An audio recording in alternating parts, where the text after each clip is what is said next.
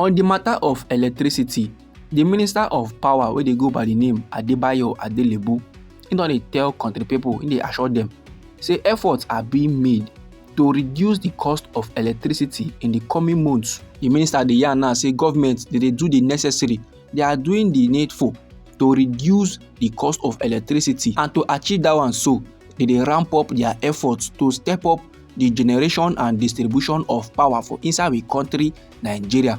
Oga Adebayo Adelebu wey be the Minister of Power in dey yarn this one when he receive the Executive Secretary of the National Lottery Trust Fund wey dey go by the name Tosin Adeyanju. And now Oga Tosin now lead the management team of the agency to pay him a courtesy call at the headquarters of the ministry for inside Abuja on Wednesday, wey be the 3rd day of October for inside this year 2024. Now, despite many lamentations by country people as they voice out their displeasure, and that na especially band aid consumers. Now, despite the complaint wey dey yarn, the Minister of Power wey be Adelabu, he dey insist say electricity cost e cheap pass when you dey buy fuel or buy diesel to dey power your generator, based on how fuel now and diesel price don be for inside we country Nigeria. And he consider yarn say the price of electricity e cheap well for inside we country Nigeria compared to even other African countries like Togo, Mali and Niger Republic. But however, my good people, the Minister of Power can dey attribute the relatively high cost to the low level of income of many Nigerians. That is, in dey try to say as country people now no guide, money no dey pocket like that, na why electricity e come high for inside we country Nigeria.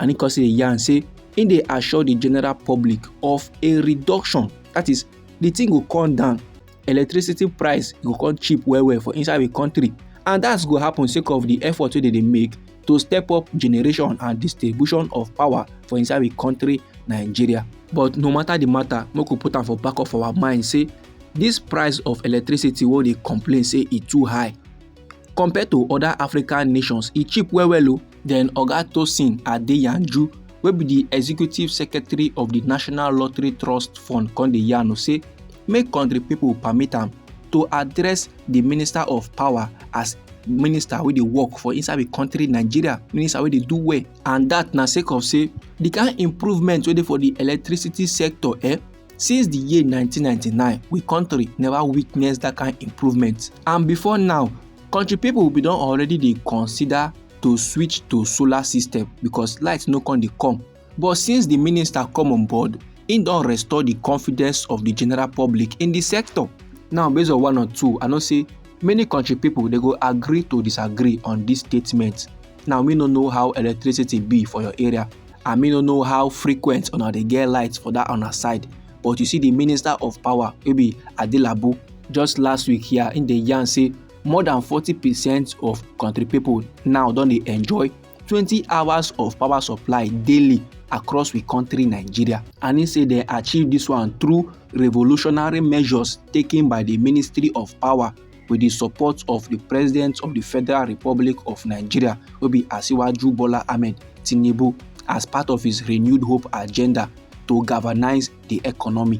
Oga Adelabu consider yarn said the generation of more than 5,500 megawatts of power now one of the ministry their significant achievements in the last year, with plans to improve further by the end of the year. Now, me no know how electricity be for your areas, I will tell you before, and I don't know how frequent on they receive lights, because for some kind areas, you come back see if they subscribe for night plan, only for nights they get lights. You go wake up for morning, when you hear your neighbor they talk say, light day for night too, you go be like, how, when? Because you be dey sleep and you don't know. But some kind areas, now for only daytime, now they see the lights. They can't complain, say for night, everywhere go dark because no lights. And as the minister now don't promise, say very soon, electricity go cheap for inside the country, Nigeria.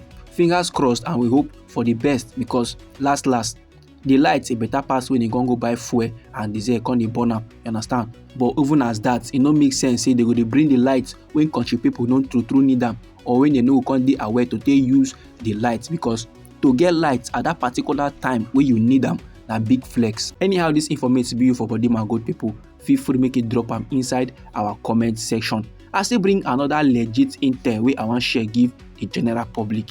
the koko be say the Adamawa State Police Command they don disclose, as in they don yarn give the general public, say the 30-year-old Abdullahi Muhammad wey climb a 33 kV high tension electricity pole for inside Mayo Belwa last Friday.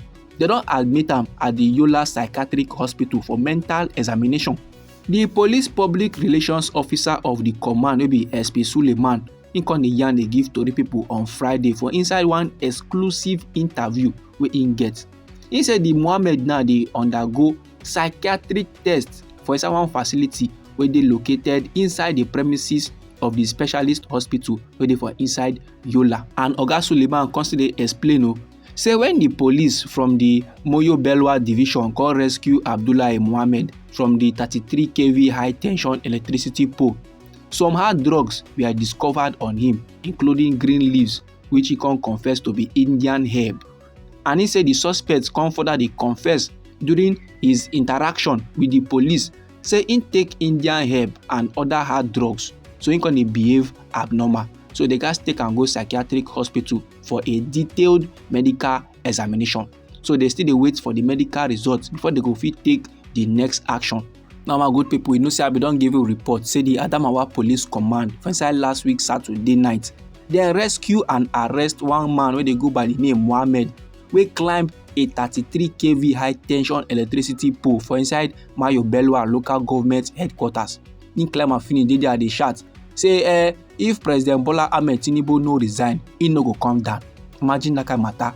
Now the spokesperson of police command now he come dey describe the man action as suicidal, and the spokesman of the police command he dey yarn this one after they don manage persuade the suspect make him come down from the high tension electricity pole wey he dey attempt to kpai himself. They come dey yarn the man say whether he no dey aware say na criminal offence under the Nigerian laws for somebody to commit suicide.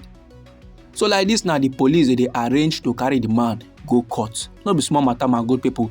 Now you see how the hardship don be for inside the country Nigeria. Police say dem find hard drug for inside the pocket, you understand?